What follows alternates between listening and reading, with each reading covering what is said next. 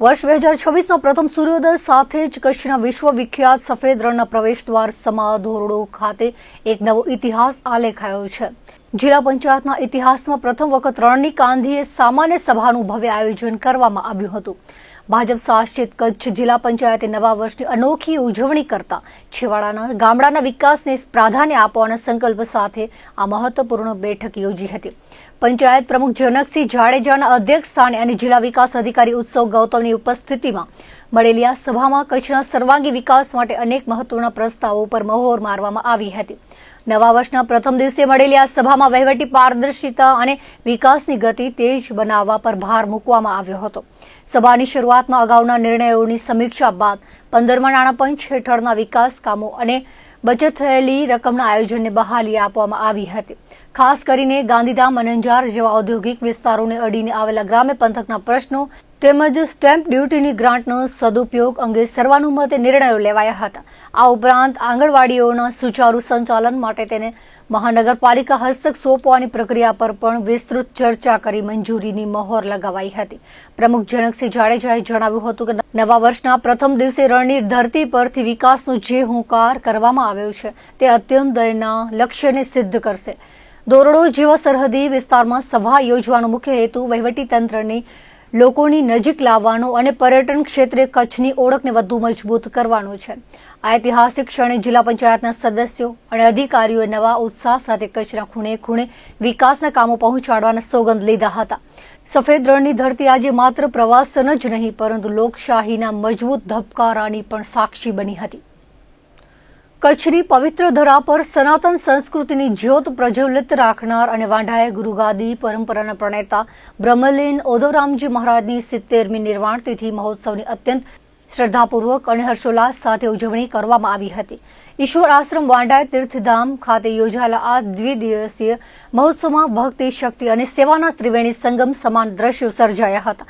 મહોત્સવના પ્રથમ દિવસે બુધવારે સાંજના સમયે આયોજિત સંધ્યાપાઠ અને ત્યારબાદ રાત્રિના સમયે યોજાયેલા ભવ્ય ભજન કાર્યક્રમમાં ગુરુવાણીના સૂર રેલાયા હતા, જેમાં મોટી સંખ્યામાં ભક્તોએ મોડી રાત સુધી ભક્તિ રસનું પાન કર્યું હતું। ગુરુવારે મહોત્સવના મુખ્ય દિવસે વહેલી સવારથી જ સમગ્ર આશ્રમ પરિસર જય ઓધવરામના નાદથી ગુંજી ઉઠ્યું હતું। પરોઢીએ 5 વાગે મંગલ આરતી સાથે કાર્યક્રમનો પ્રારંભ થયો હતો। ત્યારબાદ શાસ્ત્રોક્ત વિધિ મુજબ પાદુકા પૂજન અને ધ્વજારોહણના પવિત્ર પ્રસંગો સંપન્ન થયા હતા। આ મહોત્સવમાં સૌથી વિશેષ બાબત એ રહી હતી કે તેમાં જ્ઞાતિ જાતિના ભેદભાવ ભૂલીને પાટીદાર સમાજ, ભાનુશાલી સમાજ અને ક્ષત્રિય સમાજ સહિત 18 વર્ણના લોકો ખૂબ જ મોટી સંખ્યામાં ઉમટી પડ્યા હતા।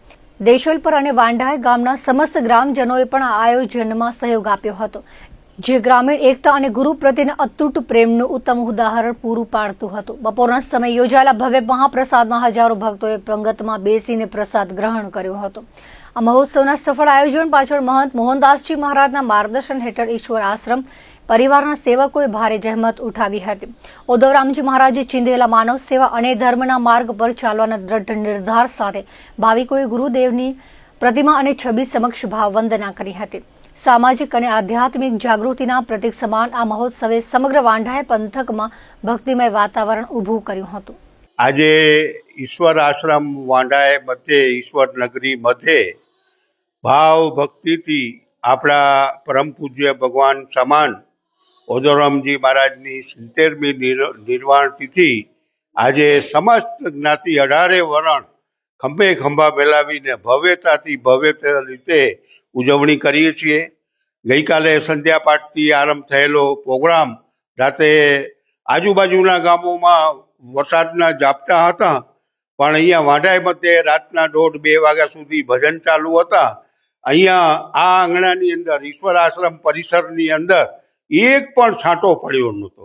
આ ભગવાનની જ કૃપા હોય। આવા સંતો એટલે આપણા ભગવાન જ છે।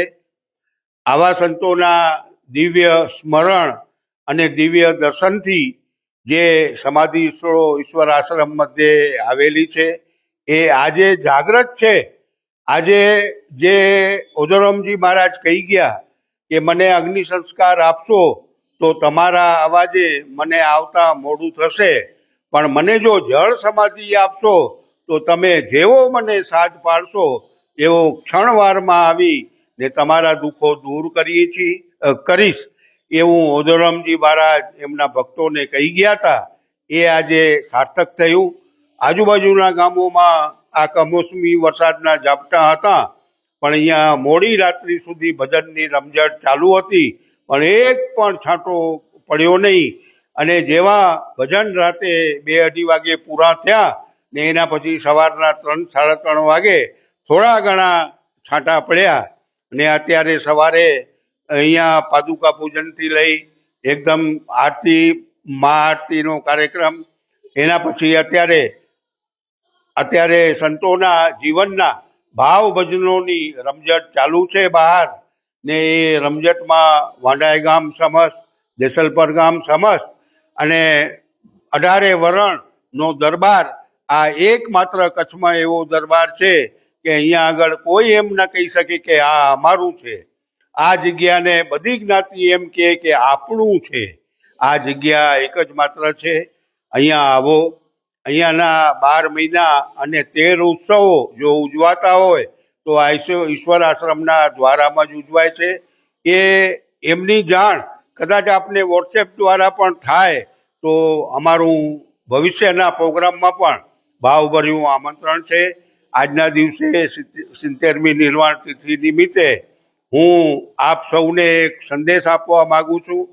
ભાઈ, આ જગ્યાને ઉજાગર કરવા માટે ઓદોરામજી મહારાજે જે હિન્દુ સમાજને જો કચ્છમાં બચાવ્યો હોય તો એવા આપણા સંત શિરોમણી, આપણા શંકરાચાર્ય કહેવાય હિન્દુ ધર્મના, એવા ઓદોરામજી મહારાજ જે પોતાની જીવનશૈલી જીવી ગયા હતા, એ શૈલીમાંથી એક સંદેશ આપને આપું કે સંગઠિત થઈ ખંભે ખંભા મિલાવી ને ઈશ્વર આશ્રમના કામનો સાદ હોય કે ઉત્સવના શણગારનો સાદ હોય, આપ દોડી આવો. એ જ અહીંયાના સમાધિના જીવન સંતો આજે પણ આપને આહ્વાન કરે છે. એ આહ્વાન હું આ ઈશ્વર આશ્રમના એક નાના સેવક તરીકે આપને પણ સર્વેને આહ્વાન કરું છું.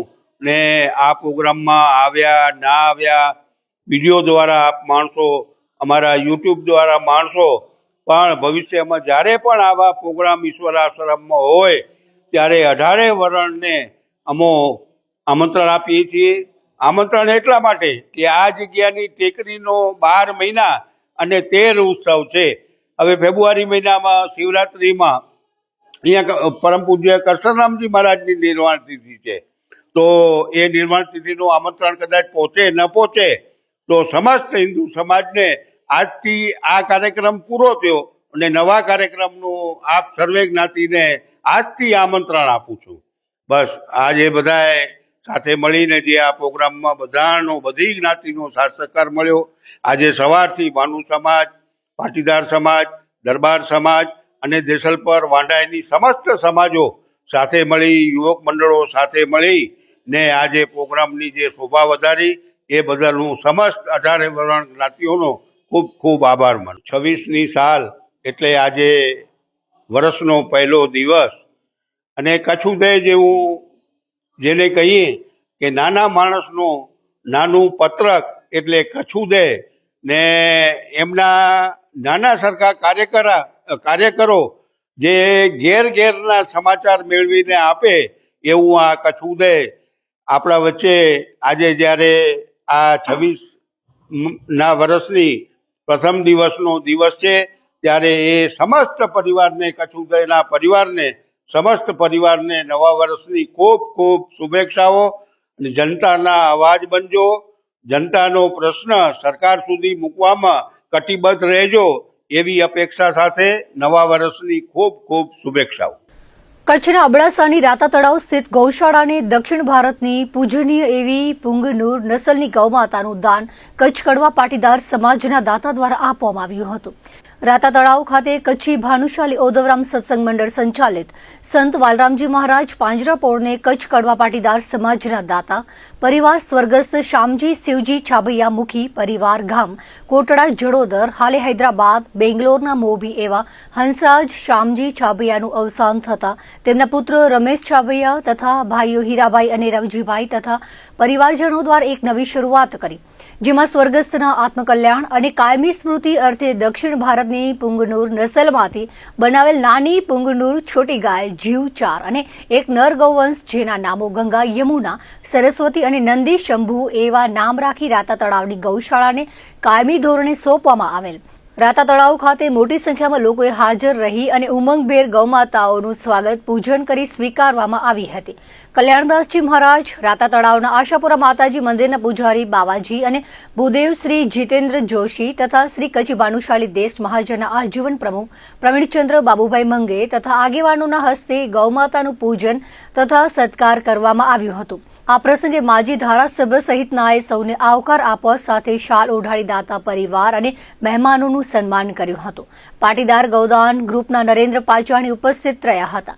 ખાસ 18 વરણની ઉપસ્થિતિ વચ્ચે કચ્છ કડવા પાટીદાર સમાજના આગેવાનો, ભાનુશાલી સમાજના વિવિધ ગામના મહાજન અને મંડળોના આગેવાનો, કોટડા જડોદર ગામના પાટીદાર પરિવારો બહોળી સંખ્યામાં ઉપસ્થિત રહ્યા હતા. આ પ્રસંગે સંસ્થાના સ્થાપક મનજી બાપુ અને ટ્રસ્ટી શ્રીઓ ઉમરસિંહ શિવજી મંગે, મુંબઈ એકમ પ્રમુખ હરિભાઈ કટારમલ, કચ્છ એકમ પ્રમુખ વસંત કરશનદાસ ચાંદ્રા તથા દાતા પરિવારોએ પધારેલ સૌને શુભેચ્છા પાઠવી હતી. આજે રોહિણી નક્ષત્ર છે. કૃષ્ણ ભગવાનનું જે નક્ષત્ર, એ નક્ષત્ર અને કૃષ્ણ ભગવાનની જે રાશિ, એ રાશિના દિવસે અમારા રાતા ધામ મધ્યે 3 ગૌમાતા અને એક નંદી એ પધાર્યા છે. તો જેમ અમારું રાતા તળાવનું વિકાસ ચાલુ છે, એમાં વધુમાં વધુ વિકાસ થશે ને થશે. કારણ કે આજે રોહિણી નક્ષત્ર અને વૃષભ રાશિમાં આ 3 દેવીઓ આવી છે. મહાકાલી, મહાલક્ષ્મી અને મા સરસ્વતી. ભલે નામ ગંગા, પાર્વતી અને પાડ્યું છે, અમારા રીતે મહાકાલી, મહાલક્ષ્મી અને મા સરસ્વતી 3 સ્વરૂપી અહીંયા બિરાજમાન થઈ છે. એટલે સોનામાં સુગંધ ભળી છે. અને જેમ શ્રી કૃષ્ણ ભગવાનને ગાય પ્રિય છે, તેવી રીતે અમારા મનજી બાપુને પણ ગાય માતા બહુ પ્રિય છે. અને એમની ઘણી સેવા કરે છે. અને એ સેવા થકી એ આજે પણ પગમાં જેમ કૃષ્ણ ભગવાન પાદુકાઓ પહેરતા ન હતા, તેવી રીતે મનજી બાપુ પણ ગાયો માટે ક્યારે પણ આજે પણ પાદુકાઓ પહેરતા નથી. અને એમની સેવા માં સુગંધ ભળે, સોનામાં જેમ સુગંધ ભળે, એમાં સેવામાં સતત વધારો થાય, વિકાસ થાય.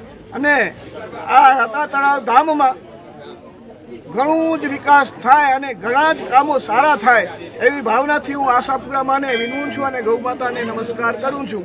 આજે સંત શ્રી વાલરામજી પાંજરા પર રાતી તળાવ સર્વે જ્ઞાતિજનોને ખૂબ ખૂબ શુભેચ્છા, અભિનંદન. આજે અમારા કોટડા જડોદર ગામના છાભૈયા પરિવાર સ્વર્ગસ્થ હંસરાજભાઈના સુપુત્ર રમેશભાઈ, જે આજે આ ગાયો લઈને જે આપણી નાની એવી નવી નસલની ગાયો છે, જે નાની, એ આપણે આજે અહીંયા દાનભેટ આપવા આવ્યા છે. એનો ખૂબ ખૂબ ધન્યવાદ. અને આજે આપણે આ કચ્છમાં પહેલી વહેલી નવી આ નસલ આવી અને આ નસલ આગળ વધે એવા અમારા સર્વસ્થ છાભૈયા પરિવારના આશીર્વાદ છે કે આ નસલને આગળ વધારીએ. અને આગળ જ્યારે પણ આ સંસ્થાને જરૂર રહે ત્યારે આ પરિવાર સક્રિય રહ્યો છે. અને હંસાભાઈ એનો ખાસ અહીંયા એવો વિશેષ ભોગ હતો, તો એના સુપુત્રને એવું થયું કે અમારી યાદગીરી અમારા વડીલની કેવી રીતે રહે અને કેવી રીતે રાખવાની. તો એને આ શું કાર્ય મનમાં વિચાર્યું કે આપણે આ ગાયો આપી અને નવી એક દિશામાં પહેલ કરી. અને આજે આ પહેલ કરી એ બદલ ધન્યવાદ એ પરિવારને આપી છે. અને આપણે કોટડા જડોદર ગામના જ્યારે પણ અમને જરૂર પડશે અહીંયા રાતા તળાવમાં સેવાની, ત્યારે અમે તત્પર જ છીએ. બોલો ગૌ માતા કી જય. કેટલી ગાય આજે દાનમાં આપી છે? આજે આપણે 4 ગાયો દાનમાં આપી છે. અને ચારેના રમેશભાઈ પોતના વાણીથી જ નામો રાખ્યા છે. પ્રથમ શંભુ, અને પછી ગંગા, યમુના અને સરસ્વતી, એમ આપણે ચારેના નામકરણ આજે કર્યા છે. અને આગળ વેલો આપણો ચાલતો રહે અને સારી એવી નસલ એની આગળ વધતી રહે. 31ની રાત્રે જિલ્લામાં વિવિધ સ્થળોએ પોલીસ દ્વારા ચેકિંગ કરવામાં આવ્યું હતું. પશ્ચિમ કચ્છમાં ખાસ કરીને શેખપીર મિર્ઝાપર, ભુજમાં ખેંગાર પાર્ક, જ્યુબિલી, નાગોર પુલ, પ્રિન્સ રેસીડેન્સી, કોડાય પુલ, નલિયા, મુન્દ્રા, નખત્રાણા સહિતના સ્થળોએ ચેકિંગ કરાયું હતું. આ તરફ પૂર્વમાં પણ ગાંધીધામ, લાકડી, આડેસર, અંજાર, સામખિયાળી, ભચાઉ, રાપરમાં વિવિધ સ્થળોએ સઘન ચેકિંગના કારણે પ્યાસીઓ બહાર નીકળ્યા ન હતા. વર્ષ 2025માં અનેક પડકારો, જેમાં ખાસ કરીને કમોસમી વરસાદ સહિતનો લોકોએ સામનો કર્યો હતો. ત્યારે વર્ષ વીતી ગયું અને યાદો અકબંધ રહી ગઈ. ત્યારે બુધવારે વર્ષ 2025નો અંતિમ સૂર્યાસ્ત થયો છે, જ્યારે ગુરુવારથી નવી આશાઓ સાથે નવા વર્ષના સૂર્યોદય સાથે આરંભ થયો છે. ત્યારે ફૂલ ગુલાબી ઠંડીમાં ખેતરમાં લહેરાતા પાક વચ્ચે આશાનું કિરણ જોવા મળે છે. દર્શક મિત્રો, આ હતા અત્યાર સુધીના કચ્છ ઉદય ટીવી સમાચાર. ફરી મળીશું નવા સમાચારો સાથે, નવી અપડેટ સાથે. ત્યાં સુધી મને રજા આપશો. નમસ્કાર.